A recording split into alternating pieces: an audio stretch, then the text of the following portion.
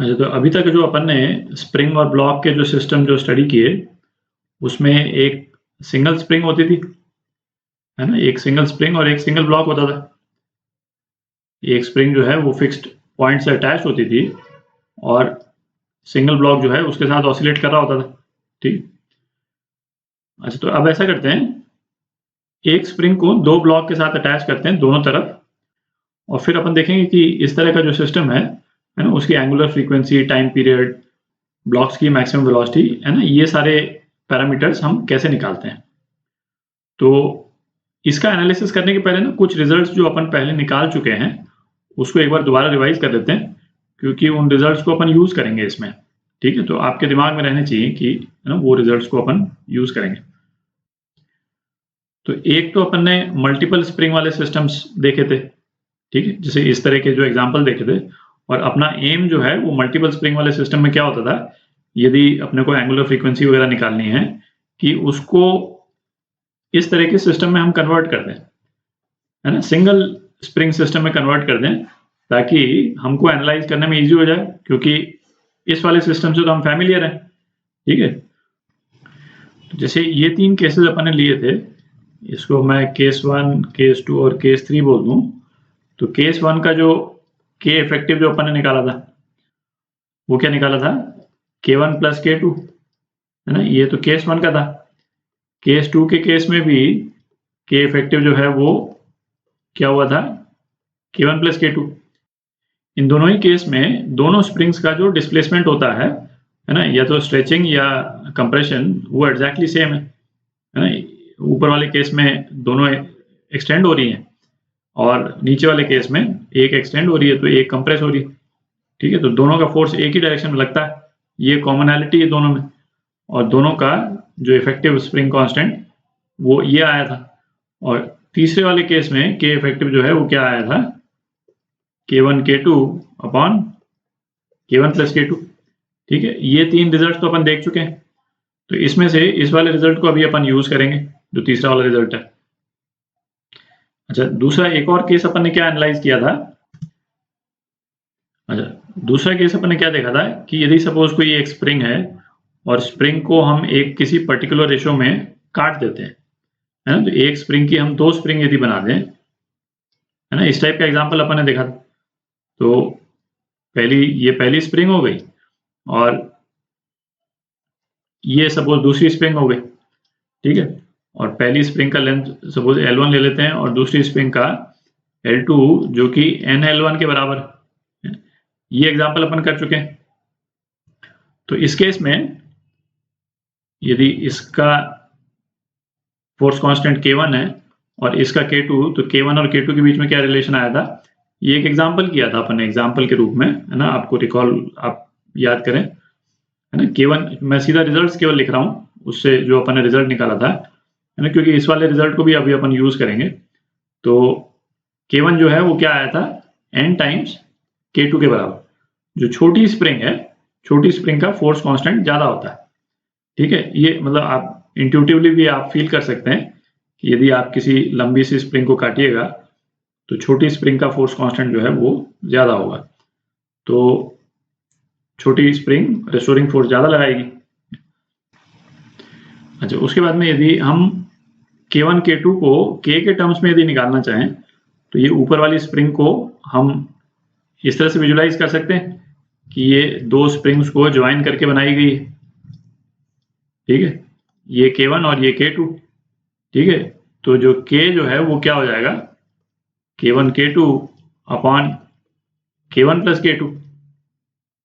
ठीक है, तो यहां से K1 की यदि वैल्यू अपन लिख दें, NK2 into K2 upon NK2 plus K2, तो K2 जो है वो क्या हो जाएगा, N plus 1 upon N K। ठीक, और K1 क्या हो जाएगा, N प्लस 1 K। ठीक, तो ये दो रिजल्ट्स जो हैं इसको भी आप नोट कर लें। ठीक है, इसको अपन यूज करेंगे, इसको और इस वाले रिजल्ट को।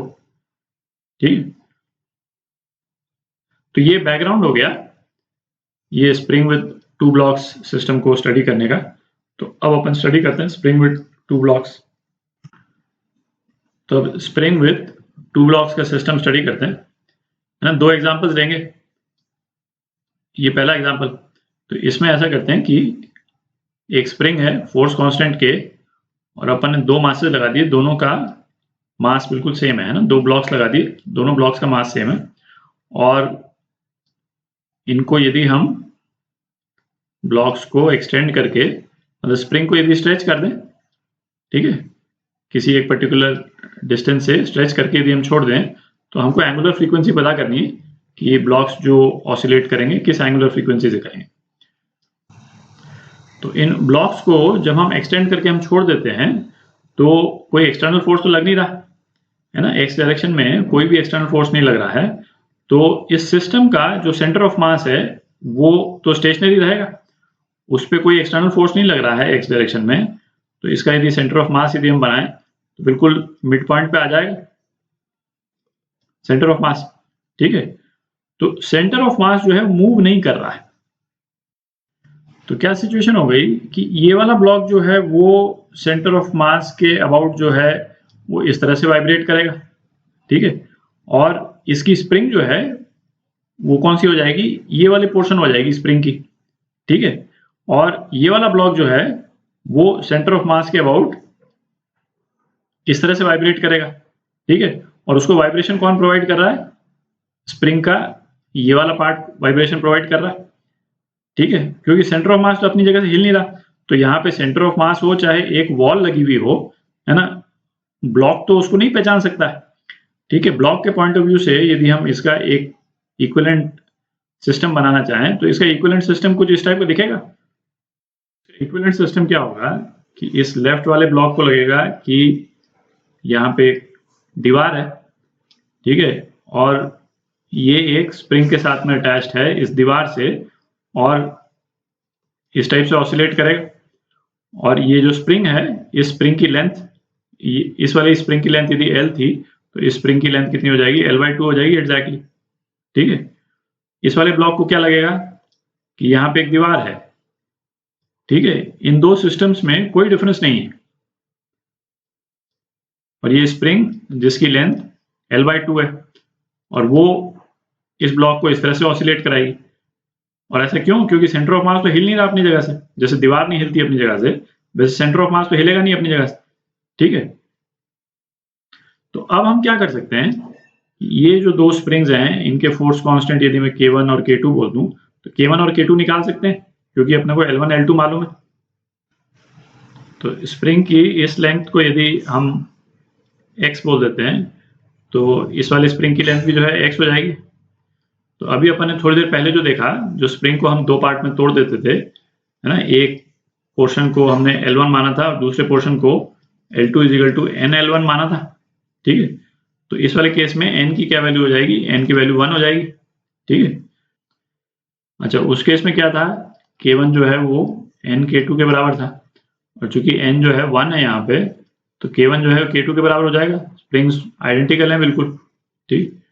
अच्छा, K के टर्म्स में ये K1 और K2 की वैल्यू क्या हो जाएगी, तो K1 क्या था, n+1K, तो ये कितना हो गया, 2K हो गया, क्योंकि n 1 है। और K2 जो है वो क्या था, n+1/n इंटू K, और n चूंकि 1 है तो ये भी 2K हो गया, ठीक है। K1 K2 जो है बराबर है, तो इस तरह से भी 2K आ रहा है और वैसे भी 2K है। तो एंगुलर फ्रीक्वेंसी जो है दोनों ब्लॉक्स की क्या हो जाएगी, K/m, है ना, तो ये हो जाएगी 2K/m, ठीक है। अच्छा, ये तो क्लियर ही है कि चूंकि सेंटर ऑफ मास मूव नहीं कर रहा है, तो इसका एक इम्प्लीकेशन ये है कि दोनों मासेस अपनी maximum position exactly same time पे लेंगे, है ना, और मिनिमम पोजीशन पे भी एग्जैक्टली सेम टाइम पे आएंगे, है ना, क्योंकि सेंटर ऑफ मास जो है वो अपनी जगह से हिलेगा नहीं। तो एक तो ये हो गया। अच्छा, अब यदि हमको वेलोसिटी निकालनी हो, दोनों ब्लॉक्स की मैक्सिमम वेलोसिटी यदि निकालनी है, तो Vmax जो है वो क्या होता था, एम्पलीट्यूड इंटू ओमेगा, ठीक।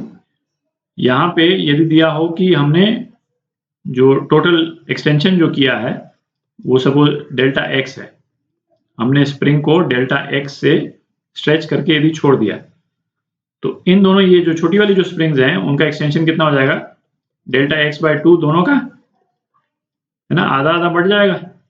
ठीक है, तो मैक्सिमम वेलोसिटी ईच ब्लॉक की क्या हो जाएगी, delta x by 2 into omega. ये ओमेगा की वैल्यू अपने को दे रखी। ठीक है, तो इस तरह के स्प्रिंग ब्लॉक सिस्टम में हमको एंगुलर फ्रीक्वेंसी और उससे टाइम पीरियड भी निकल जाएगा आपका, और मैक्सिमम वेलोसिटी। ठीक है, ये अपन निकाल सकते हैं। अच्छा, अभी एक दूसरा एग्जांपल लेते हैं। अच्छा, दूसरा केस देखते हैं। तो इस वाले केस में दोनों ब्लॉक्स का मास जो है अपन डिफरेंट कर देते हैं। तो जैसे इसका अपन ने 3m कर दिया, इसका m कर दिया। ठीक है, तो इसका कॉन्सिक्वेंस क्या हुआ, इन दोनों सिस्टम का जो सेंटर ऑफ मास है उसका लोकेशन अब बिल्कुल मिड पॉइंट पे नहीं है। सेंटर ऑफ मास का लोकेशन जो है वो ये जो 3m वाला पॉइंट है इसके पास में आ जाएगा।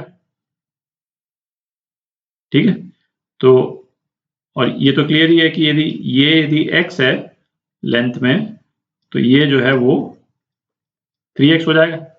ठीक है, ताकि 3m इंटू एक्स और 3x इंटू एम, है ना, ये बराबर होनी चाहिए। तो अब इसका इक्विवेलेंट सिचुएशन बनाते हैं, है ना, एग्जैक्टली उस तरह से जैसे अपन ने पिछले केस में बनाया था।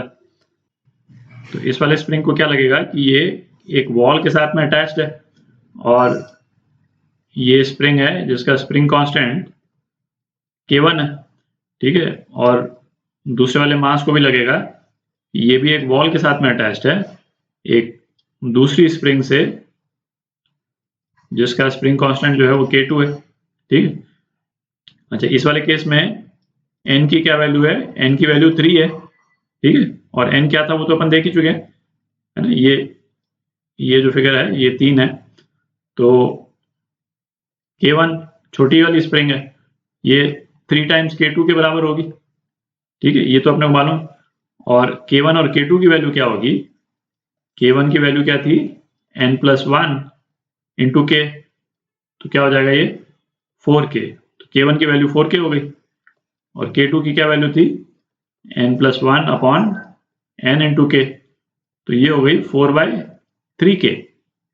ठीक है, यदि एंगुलर फ्रीक्वेंसीज अपन निकालते हैं दोनों मासेस की, इसकी एंगुलर फ्रीक्वेंसी ω1 बोलते हैं, इसकी ω2, तो ω1 क्या हो जाएगा, √K1/3m। ठीक है, क्योंकि इसका मास जो है वो 3m है, और K1 की क्या वैल्यू है 4K, तो 4K/3m √। ठीक है, और ω2 की क्या वैल्यू हो जाएगी, K2/m। ठीक है, क्योंकि इसका मास m है, और K2 की क्या वैल्यू है 4K/3, और m तो आ ही गया। तो आप देखें इसमें ω1 और ω2 की वैल्यू जो है एग्जैक्टली सेम आ रही, एक्सपेक्टेड भी यही था।